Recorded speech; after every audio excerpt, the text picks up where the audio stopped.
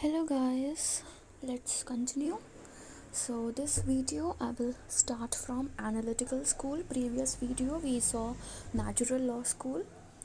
So analytical school mainly aims to create a scientifically valid system of law by analyzing legal concepts and ideas on the basis of empirical or scientific methods. So analytical, something related to analyzing the situation.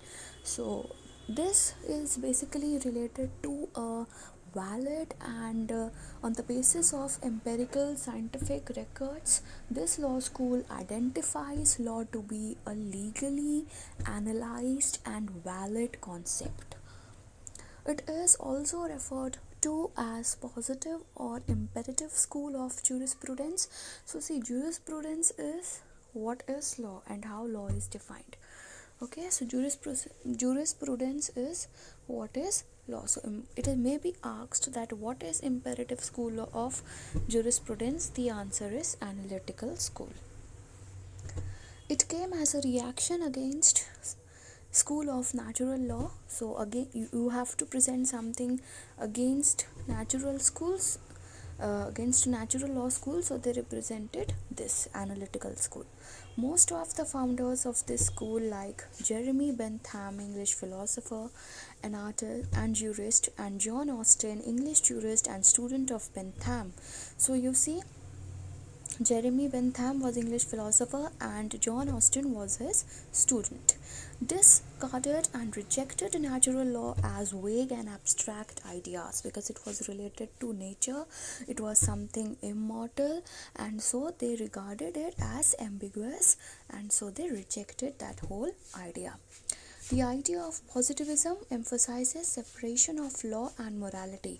So as we did that natural law, it considers morality to be a very important part of law, and they both have an important connection as per the natural law school. But over here, the idea of positivism or that analytical school, they consider that law and morality are very much separated from each other.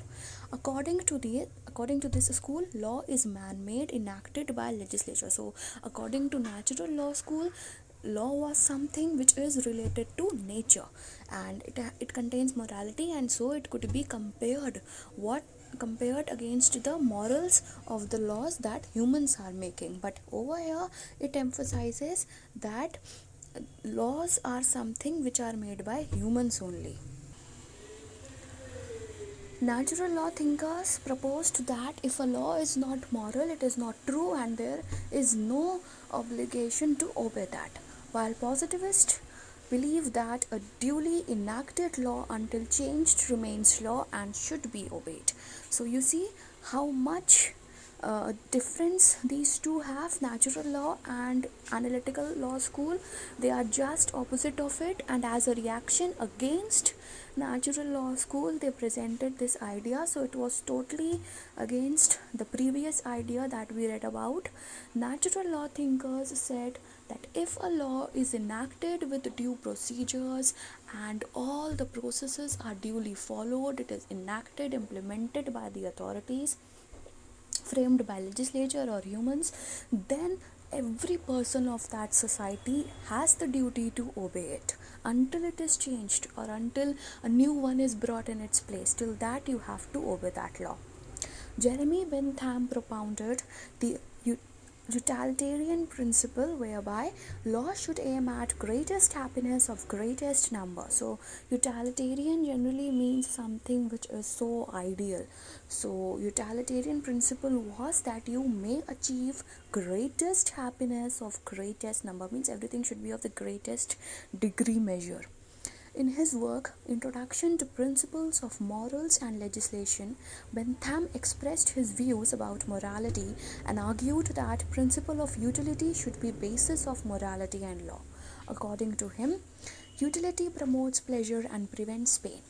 He further held that all questions of right and wrong should be decided on touchstone of utility. Now you see, this person Bentham is giving so much importance to utility, that whatever we want to be used, right? Whatever is the need of the time, whatever is the utility or whatever is the demand of the time, laws should be framed according to that utility, not on the basis of morality but on the principle of utility, and that should be the basis that why laws are framed. And according to that time also you may obey that what ethics and what law you need to practice. So utility, he promoted the principle of utility, because if you are making laws as per the need of the time, then there will be pleasure and it will prevent pain. Because if you need a painkiller right now, if you are suffering from a headache, you're at the time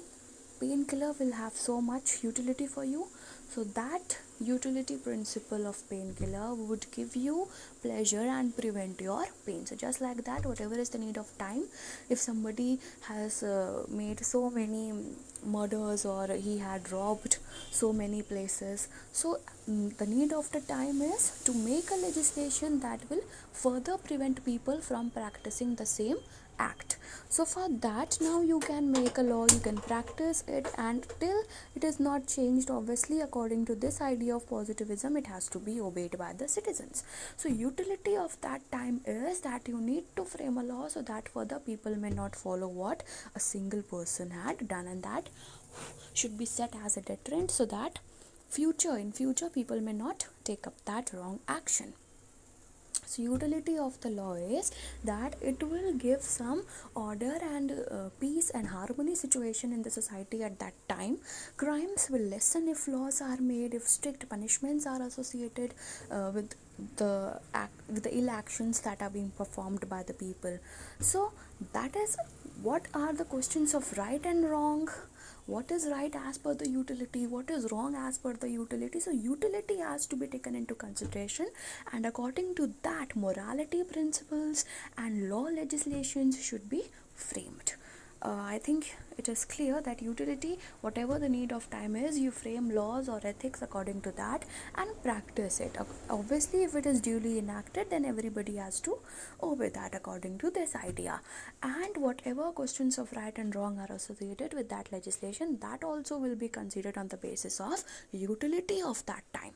So utility was given very much importance in this.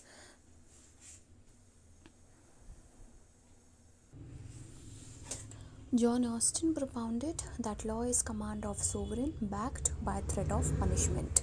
So John Austin said that a sovereign society makes the law, and with that some punishment is associated. As I told you, if there are murders or robbery, then law is framed according to the utility and a punishment is set as a deterrent so that further in future people may not repeat that incident.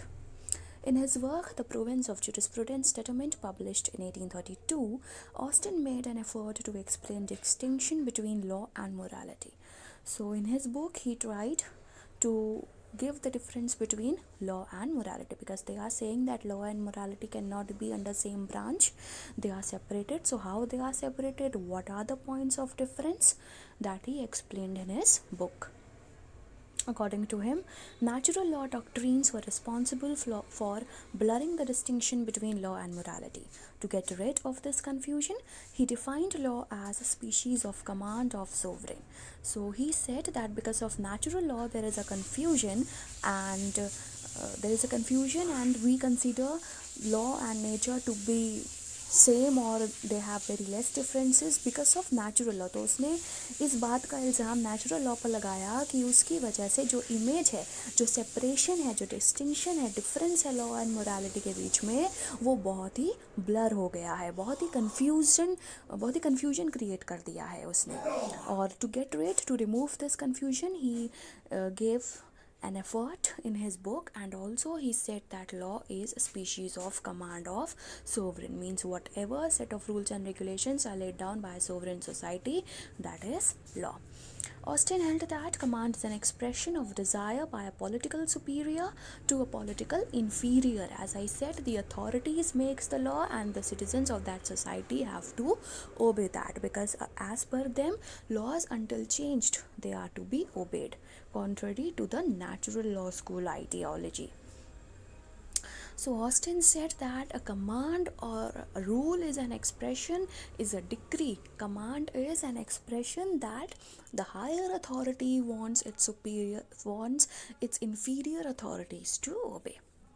Political inferior shall commit or omit an act under an obligation to obey the command, and if command is disobeyed, then political inferior is liable for punishment. So political inferior has to commit or not commit the act as per the law, and if as per the command or the order of the authority, and if they are disobeying it, if they are violating it, then they should be ready for the punishment. Like if the act says that citizens of the nation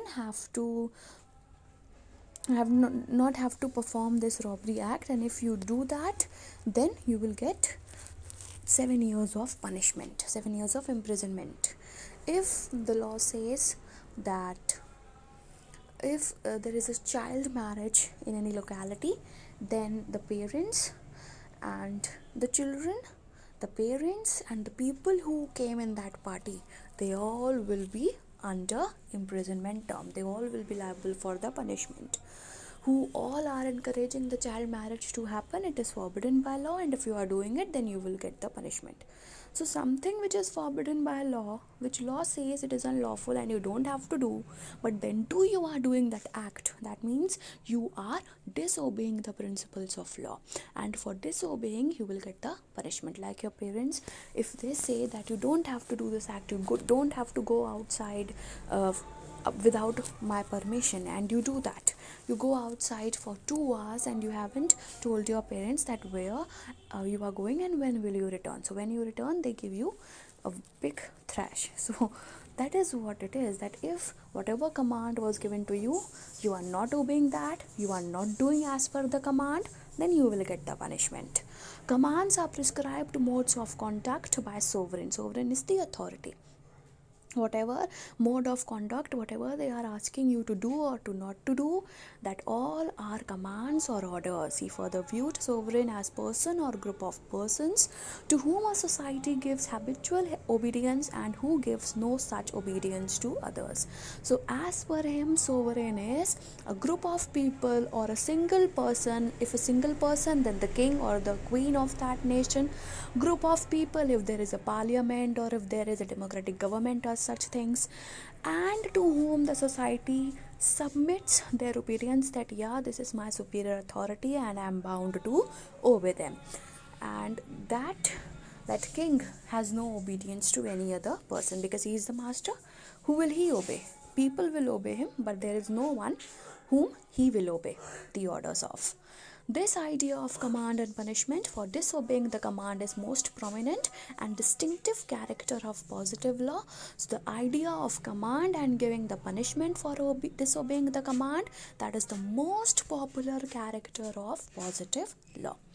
It differentiates positive law from principles of morality, which consider law as law of God, and from positive morality, which considers law as man-made rules of conduct, such as customary rules, international laws, etc. Principles of morality, positive morality, do not originate from a sovereign. So anything which is related to... So in this positive law concept, law is not something related to the laws of God, it is man-made, and it defines that how the citizens or the subjects have to behave.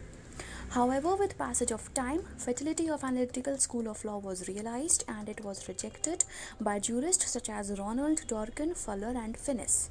Now over here, यहाँ पर इसमें भी कुछ defects थे. Everyone has a defect, nobody is perfect, just like that. In this system also, there were some loopholes, and so it was also rejected by some of the jurists. Analytical school was basically rejected because it gave too much emphasis on law as a command and rejected morality and custom as a source of law. Now, over here it was rejected because too much pressure and too much emphasis was given that law is a command, it's an order by the authorities on its inferior, on its citizens, that they are bound to obey. And it totally rejected the morality basis, that morality cannot, and it मतलब उसको बिल्कुल भी law से connect नहीं कर सकते, ऐसा बोला एनालिटिकल स्कूल ने. Most powerful criticism about legal positivism revolves around the premise that it fails to give morality its due importance. All the ethics, all the basic moral values that a person inculcates in himself, that has its own importance at some or the other time. You cannot just ignore those moral ethics and be a wild man, right? There are some ethics that you have to obey, that you have, and that only makes you a gentleman or a beautiful personality man inside out, what we say. Ethics नहीं है तो कहते हैं you don't have general ethics, कहते हैं ना. So if you are totally ignoring morality, you are not giving the morality that it deserves, you are not giving morality the importance that it deserves, so that is also wrong. And because of that, it was the most powerful criticism that this concept could ever have.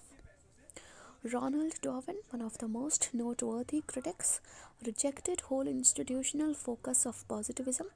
Darwin argued that there is one right answer even in hard cases. According to him, a legal system is more than just rules. There are principles, policies, and binding legal standards which operate alongside rules.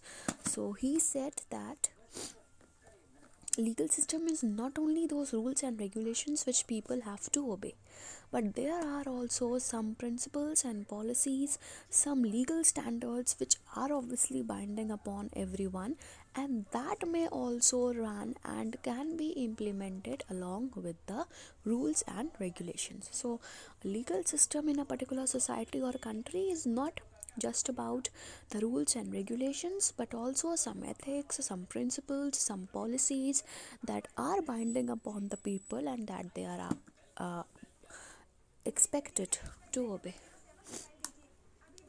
Historical school. History is considered as foundation of knowledge in contemporary era. According to followers of this school, laws are creation of interactions between the local situation and conditions of people. So it is the foundation of knowledge. History is always considered as the foundation, as the base of knowledge, what happened in the previous time. So for present, that is the base of knowledge, history. And according to this, laws are what? The interaction between local people and the situations that they capture with, the situation that they have in their lives. According to that, they frame laws. As we said, whatever is the utility, according to that, in time, the laws are made. And this is why, with the due course of time, the old schools, they can be changed and they can be removed. They become obsolete, so that they can be removed and a new law is brought in place of it. And also there may be some amendments, right? So with time, laws change because the conditions of the people, the situations change, right? The mindset change. So according to this, the laws are what? They are created according to the interaction between local situation and the conditions of people, what the situations they are facing. According to that, they make the law. As I give you the example in this chapter again and again, if there is a robbery, then and there is no law framed as such at that prevalent time to punish the robbers, then according to that condition which the people are facing, that a lot of robbery has taken place, so now there is a need to make a strict law in the sense that it will give a strict punishment to someone who will commit robbery, so that it sets as a deterrent, as an example, so that in future the same act would not be repeated by anybody else. So That's how the conditions of the people, the local situations, according to connection of that, laws come into being. Historical schools suggest that laws should conform to local needs and feelings of society. It started as a reaction against natural law and positivism. So now you see the other ones that are emerging, that are an interaction of the previous one. Analytical was an interaction of natural law school, and this historical is an interaction of both of them to grow as a form that emphasized irrational, racial, and evolutionary character of law. Frederick Carl von Savigny, a respected and influential jurist and historian of 19th century, is considered as main German proponent of this school. So the main person of the German community was Frederick Carl. He propounded that nature of any particular system was a reflection of spirit of people. This was later characterized as Volksgeist, meaning it's a German word which means spirit of people or national character, by George Frederick Bucha. So over here, Frederick Carl said, according to him, he said that nature of any particular system of law is what the people of the society at that time think about. Whatever they think, whatever their thoughts are, that is how the laws are framed. They think that laws would be strict, and then the people will not do the action again. So that may be the character or the way of thinking of that society. Another society may think that I may give a very less punishment, so that the people, another society may think that I am giving less punishment, but there will be a huge reform for the mindset of people, so that this act, people may not even think about committing this act, right? Another society may give some extreme punishments, or another society may rehabilitate. They may, okay, so there are various things, and everybody has a different mindset, various things, and various characters. According to that, they frame a law in their own societies. According to Friedman, a noted jurist, main features of Savigny's historical school was law should be a reflection of common spirit of people and their custom. It is not universal, it is particular, like language of a particular society. So as we say, linguistic basis, Maharashtra, Marathi speaking people, basically there may be people of other language or creed, sex also, but basically Maharashtra is associated with Marathi people. Then Rajasthan, Marwadi people, and all such things. So linguistic basis, just like there is language of a particular society or a particular area, so as law is also not universal, it depends upon society and what people in that society think about, what's their character, what are the customs and traditions of that place. That all depends upon that how law would be framed in that society. Law is not static, it is not fixed. If I make a law today, it will run on forever. That is not also the case. As I told you, as per time, the thinking of people may become broad, they may be modern, and as it happens in India, why so many amendments are made in our constitution? Because laws, with passage of time, they have become obsolete. Now we want a new, better law to be placed before those old laws. So that's why amendments are made. That's why some laws, old ones, are removed and new ones are framed in place of them. So that's how the case is. Law is never static, it is never fixed. It has relationship with the development of society. As I said, with passage of time, people may become broad-minded, and so the laws may change. Law is not given by a political superior, but is found or given by the people. So now from here, Sir Henry James, I will do in the next video.